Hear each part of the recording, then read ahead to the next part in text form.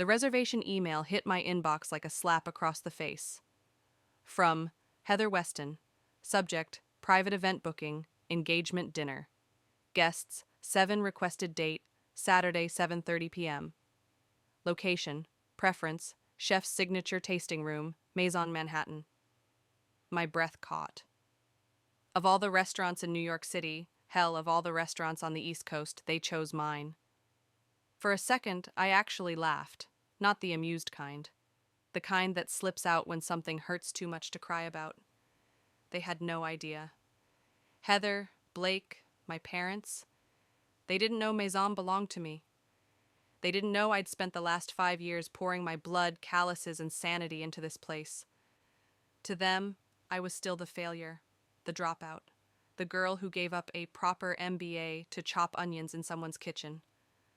Now they wanted the chef's tasting room? I leaned back in my office chair, fingers steepled under my chin, and stared at the screen. The irony was so thick I could slice it paper thin and plate it with a drizzle of reduction. It had been 5 years since I last stood in the same room with my family. 5 years since my father called cooking servant work. Since my mother pursed her lips so tightly it looked like her face had frozen mid-judgment. Since Heather laughed and said, "Let's see how long you last making minimum wage." Since I walked out of their house with a duffel bag and just enough cash to get through my first semester at culinary school. They hadn't spoken to me since. Not really. A holiday card here, a stiff voicemail there. But this? This was bold. A celebration dinner for Heather's engagement? At the very place they likely picked for the clout? They probably Googled top restaurants NYC and booked the highest rated one without even realizing the name behind it. Not that they would recognize it. Claire Weston had been erased from their success narrative the moment she chose flavor over finance. And now, they were walking straight into my house. I clicked confirm reservation. Not for revenge, not exactly, but maybe for something deeper, to end the ghost of their judgment haunting my every achievement. Saturday came faster than I expected. Maison shimmered in low golden light, music humming at the perfect balance between intimacy and vibrance.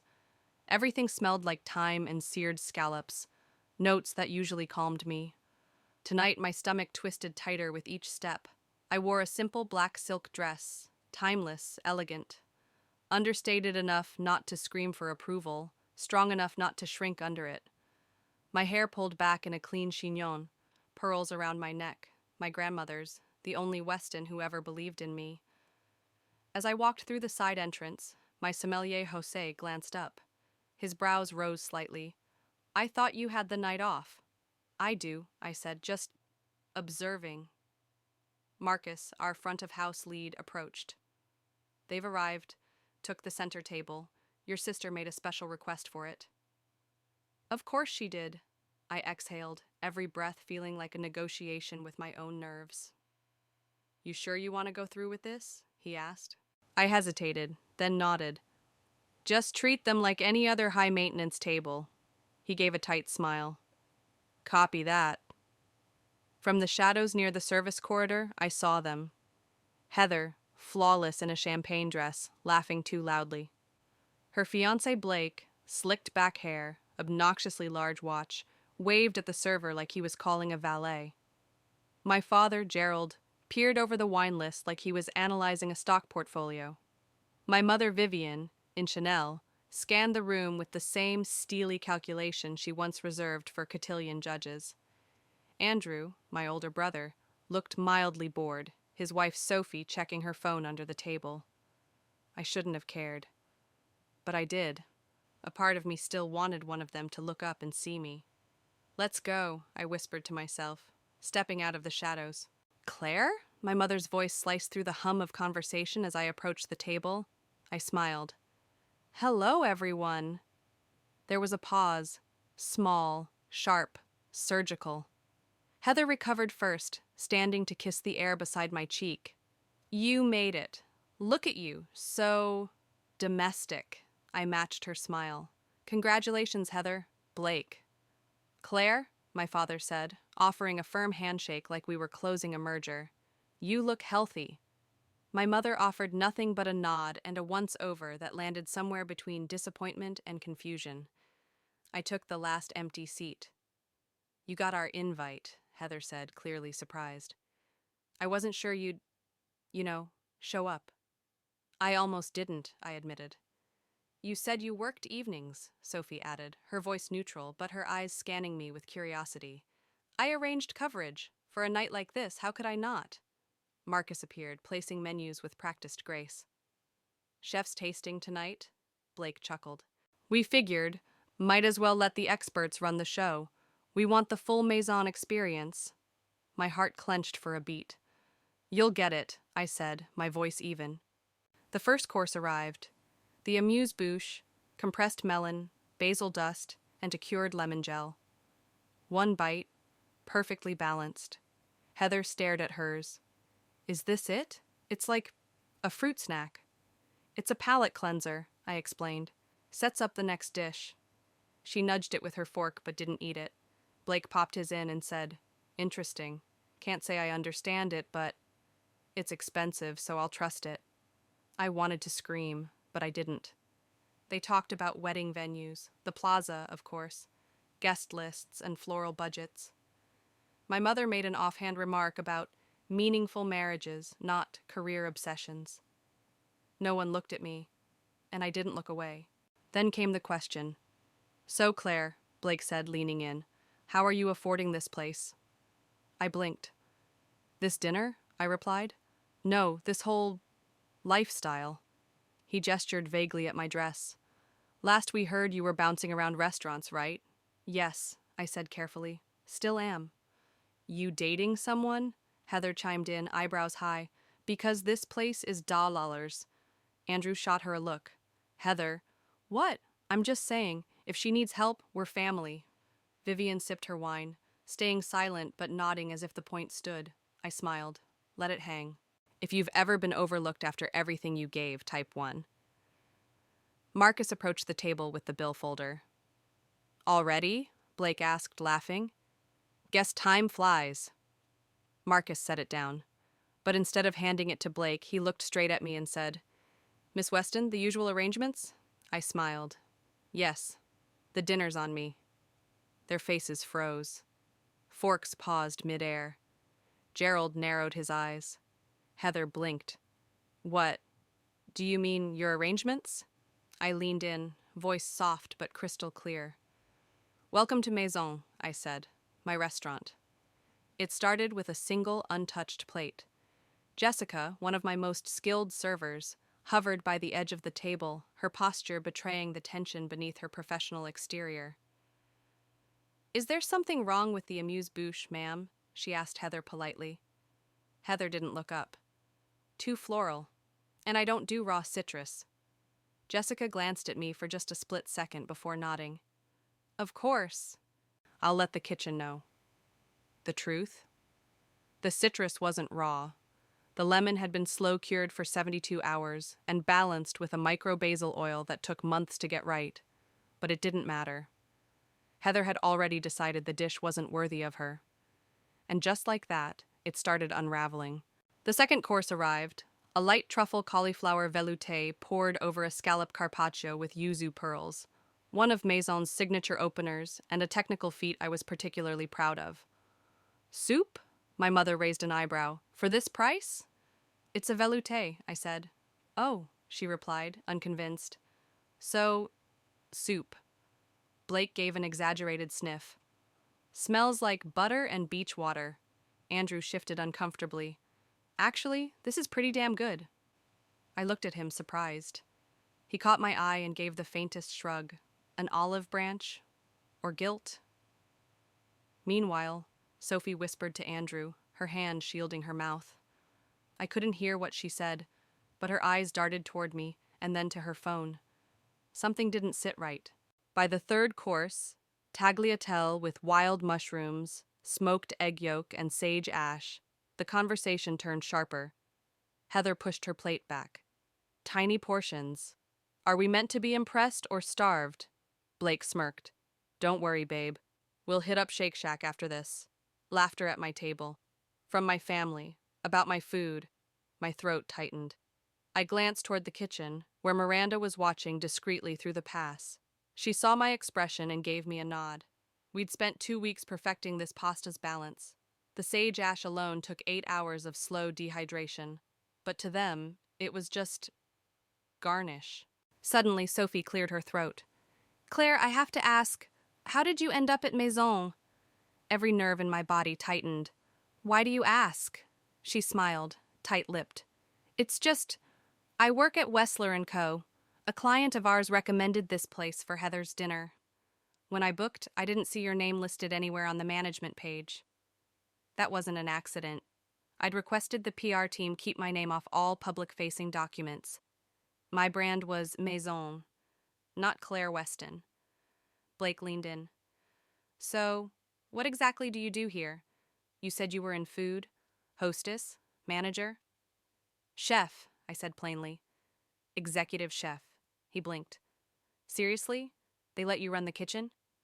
They. As if I wasn't sitting in a restaurant I built from plaster to plate. Heather rolled her eyes. She always did love to play dress-up. Vivian sipped her wine and added, well, as long as you're managing to support yourself, that's what counts. Flashback crashed into me like a wave. 3 years ago, I was down to my last $1,000, working 14-hour shifts in 3 kitchens, sharing a Brooklyn walk-up with 2 bartenders and a line cook. I spent nights curled on a mattress, hands blistered, flipping through food science PDFs under flickering light. And every night I asked myself, was giving up everything worth this? It had been. But nights like this, words like theirs, stirred the old ache. The 4th course arrived, duck breast with cherry gastrique and whipped parsnip. Heather picked up her knife. Is this even cooked? It's medium rare, Jessica explained gently. That's the correct temp for duck. I like mine well done, Heather snapped. Blake tasted his and frowned. Too pink. Send it back. Jessica looked to me silently. I gave a nod. Fire another. Well done. Jessica walked off, but I saw the offense in her eyes. It wasn't about the food. It was about the disrespect. I don't understand, my father said suddenly. How can you afford all this? Rent in this district alone is astronomical. Maison has investors, I answered carefully, and revenue. But how do you factor in? Blake asked. You're not the owner, are you? I tilted my head. Why would that be hard to believe? He laughed. Well, no offense, Claire, but you dropped out of grad school. You're... What? Managing inventory and ordering parsley? That's hardly empire building. And there it was. The moment they reminded me, a seat at the table doesn't mean you're allowed to speak. Not if you weren't invited with a resume they respected. Sophie stared at me, slowly putting pieces together. I think... She's more than that, she whispered to Andrew. Heather caught it. What do you mean? Sophie hesitated. Claire, did you help open this place? Before I could answer, Blake cut in. Even if she did, it's probably through someone else. A boyfriend, maybe? Or a silent partner? Gerald added, we would have known if you'd started a business. We would have seen it on LinkedIn. I didn't post it, I said simply. Why not? Vivian asked, genuinely baffled. We could have helped promote it if it was legitimate. Because to them, legitimacy still required their stamp of approval. If you've ever been spoken over in your own story, type 2. The 5th course arrived, deconstructed lemon tart with yuzu curd, meringue crisps, and lavender foam. Dessert already? Blake asked. Guess the budget ran out? I didn't respond. Then Marcus approached. There's a small issue with the bill, he murmured discreetly. Blake turned, irritated. What kind of issue? Marcus opened the folder. Only the wine pairings were charged. The food was comped. Silence. Vivian frowned. By who? Marcus glanced at me, then back at them. By the owner, he said, voice calm but razor sharp. Miss Weston handles that personally. Heather narrowed her eyes. Wait, Weston? Marcus gave a slow smile. Yes, Claire Weston, executive chef and owner of Maison. Every fork stilled. Their eyes turned to me. I didn't blink. I wasn't invited to your wedding, I said softly. but I figured I'd host your rehearsal dinner anyway. The sound of metal cutlery froze mid-air when Marcus said the words. Miss Weston is our executive chef and owner. Blake's face lost its smug glow in an instant. Vivian's wine glass stopped mid-tilt. My father blinked like he'd misheard. And Heather? She didn't even bother to hide the horror blooming across her face. There it was. 5 years of silence. 5 years of judgment. And now they were sitting in a restaurant I built with my own hands, eating dishes they mocked, drinking wine I had personally selected, seated in chairs I chose from a catalog while living off instant noodles. I could have savored the silence longer, but someone had to breathe. Vivian found her voice first. Wait, you own this? I folded my napkin calmly. Yes, I do. That's impossible, Heather said, staring at the dessert plate as if it had betrayed her. Maison is in Bon Appetit. The Times gave it 4 stars last year. I nodded. Correct. Blake leaned forward, clearly struggling to realign the version of me in his head with the reality sitting before him. But you told us you were just working in food. You never said you were... I didn't say I wasn't, I interrupted. I just wanted to see how you all treated me when you thought I was still a failure. The silence after that was almost sacred. Andrew looked between me and Sophie, brows raised. He didn't speak, but Sophie's eyes glimmered with something like, was it respect? Claire, my father said slowly, his voice returning to corporate mode. If this is true, and I'm still, processing, then why didn't you tell us? Because 5 years ago, I said, keeping my tone level, when I told you I wanted to be a chef, you all made it clear. If I walked away from business school, I walked away from the family too. That's not fair, Vivian snapped. We were concerned for your stability. No, I corrected gently. You were concerned for your image. Heather stood abruptly. So this whole dinner? You orchestrated this just to embarrass us? I stood too. No, I accepted the reservation because I thought maybe, I could sit with my family and not feel like I had to shrink. Blake scoffed. This feels manipulative. Really? I met his gaze. More manipulative than asking me if I could afford a meal here? Than assuming a man must be paying my way? Flashback. Year 2 of Maison. I was surviving on caffeine and fire. There were nights I slept in the storage room just to avoid the commute. My shoes had duct tape inside to protect against steel toe blisters. When I first opened the books, I thought I'd fail in 6 months. But then came James Warren, billionaire, notoriously picky, and a dinner guest at one of Chef Laurent's events. He tasted my black garlic duck and said, "You're going to change the scene." 2 months later, he invested $2.4 million. He was the first person who saw me not as a lost daughter, not as a girl playing chef, but as a professional. Back at the table, my mother's hand trembled as she reached for her pearls, her go-to move when her social reality cracked. I just don't understand, she whispered. You could have told us. You didn't want to hear it then, I said. Now it's easier to accept because it's profitable. My father straightened in his seat. Listen, Claire, this is a remarkable achievement, and you clearly have business sense. I'm proud of you. He said it like he was approving a loan. I didn't flinch, but something deep in me shut tighter. I didn't do this for pride, I said. I did it because food is my language. It's what I love. It's what I chose. Heather exhaled sharply and slumped back down into her chair. Well, congratulations, I guess. But this doesn't change the fact that you let us sit here mocking everything you built. That's the point, I said. You didn't mock me, Heather. You mocked food you thought was made by someone unimportant. You looked down on the service, the artistry, the hours, and now that it has my name, suddenly it's worthy? Blake folded his arms. Still feels like a trap. Then maybe you should stop setting them, I replied. Type 3 if you've ever had to succeed in silence, just to be taken seriously. The tension built again as dessert was cleared. Andrew finally spoke. For what it's worth, this is amazing. What you've built. And I'm sorry I didn't speak up earlier. I nodded, letting his words sit without giving too much away. Then came the kicker. Blake tapped the black folder on the table. So, you paid for all this? I turned. Yes, the food, the wine, yours. Vivian frowned. Why would you do that? To remind myself I no longer need a seat at your table. I've built my own. A long pause. Then Heather's voice cut in, softer this time. Are you coming to the wedding? I tilted my head. Do you want me to? I don't know, she admitted. I don't know who you are anymore. I'm the same person who wanted your support 5 years ago, I said. You just didn't see her as valuable then. Heather flinched. Blake muttered, So what now? You walk away and never talk to us again? No, I replied. But from this moment on, if we're going to have a relationship, it's going to be on new terms. I placed my card on the table. Black mat, silver foil, Claire Weston, chef owner, Maison Group. Vivian stared at it like it was a foreign object.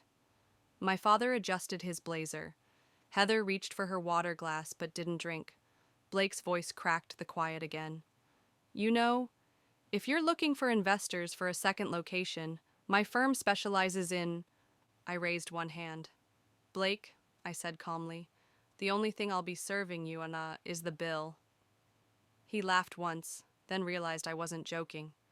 Marcus returned at that moment with a discreet whisper. Chef, your investor group has arrived in the private room. Thank you, I said.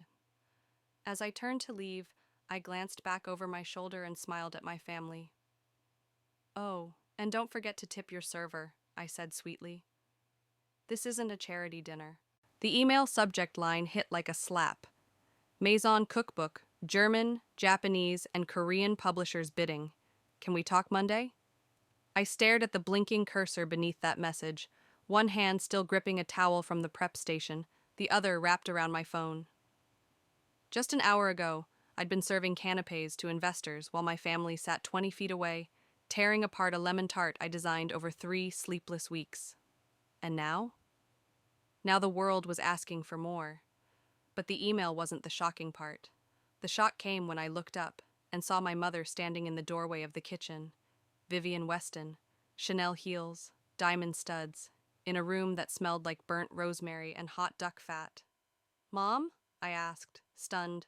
She smiled, uneasy but determined. You didn't think I'd just leave, did you? We sat at my corner table near the back hallway, tucked away behind the service line. A quiet refuge, one I often used when I needed to cry between courses in the early days. Vivian placed her purse carefully on the floor, never on the table, and looked around the kitchen like it was a foreign planet. You really run all this? Yes, I said, still in my apron. Every detail, from the table spacing to the duck glaze ratios. She swallowed hard. And you do it... Well, I didn't respond. I let the silence do its job. I just wanted to say, she began, her voice tightening. You could have told us. I did, I said. You just didn't listen, because at the time, it wasn't success you heard, it was disobedience. Back in the private dining room, the rest of the family hadn't left. Blake was drinking brandy like it was a lifeline. Heather sat rigid, staring into her untouched espresso. My father stood at the window, hands behind his back in the posture of a man trying to figure out how he lost control of the room. When I re-entered, my presence pulled their attention like gravity. Claire, Gerald said, his tone clipped. Perhaps we should all take a moment. Talk calmly. I'm calm, I replied. Heather stood. Look, I owe you an apology. The things I said about your work, your life, it wasn't fair. I raised an eyebrow. You mean the part where you assumed I could only afford dinner if a man was paying for it? Or the part where you mocked a course you couldn't even pronounce? Heather winced. Okay. Yes. That. Apology accepted, I said flatly. But let's not pretend it ends there. Andrew surprised me next. He walked over and held out a small envelope. Inside was a handwritten card. Claire, I've started telling the kids about you, not the version from Family Gossip, but the real one, the chef, the builder, the leader. It was the first thing in 5 years from anyone in my family that hadn't felt transactional. I want them to know, he said, That there are other definitions of success.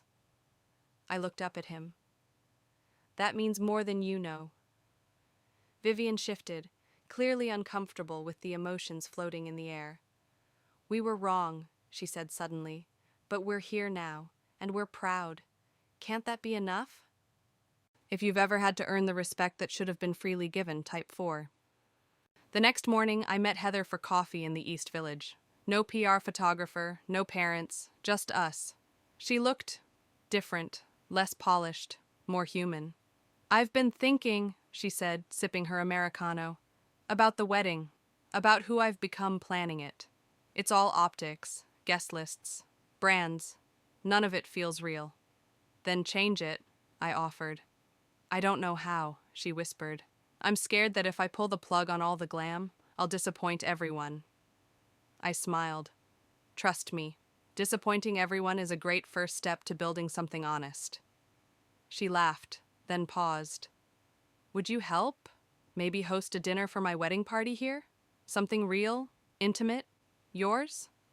I stared at her, surprised. You want me to cater your wedding? No, she said. I want Claire to share her gift with people who'll actually see it. I agreed, but I didn't say yes to gain favor. I said yes because I had finally stopped needing theirs. Later that week, I received another email, this one from the Culinary Innovation Summit. The same summit that rejected my proposal 3 years ago with a one-line email. Your concept doesn't align with our standards. This time, the subject line read, We'd be honored to feature Chef Claire Weston as a keynote speaker. I didn't cry. I didn't scream. I just smiled and forwarded it to Miranda. Her response, I'll get the press release ready and save you the 8 p.m. slot. We all know that's when the energy peaks. The final Sunday brunch happened at Alma's, a humble, family-run spot I loved for its unapologetic heart. No reservations, no gilded menus, just perfect eggs and shakshuka made with tomatoes that still tasted like dirt and sun. My parents arrived overdressed and over-dignified. They left quieter, softer. My God, Gerald muttered, finishing his plate. I didn't know eggs could taste like this. I didn't comment. Vivian, for once, didn't correct his posture. Progress. I walked back into Maison that evening as the team was finishing cleanup. Jessica was humming while wiping down the bar. Jose was recorking open bottles. Miranda was scribbling new plating sketches on a legal pad. You staying late again? She asked. Just thinking, I replied. And I was. About how strange it is that the moment we stop begging for approval is when people finally offer it. But by then, you don't need it. I opened a sealed envelope that had been sitting in my office drawer all week. It was from James Warren. Inside, a check and a note. Maison deserves a second location. Let's build it together, if you're still hungry. I smiled, set the check down, and pulled out a clean page from my notebook. Header, Maison South, Charleston, 2026. Let them come. This time, I'd let them speak in the only language they ever understood. Success.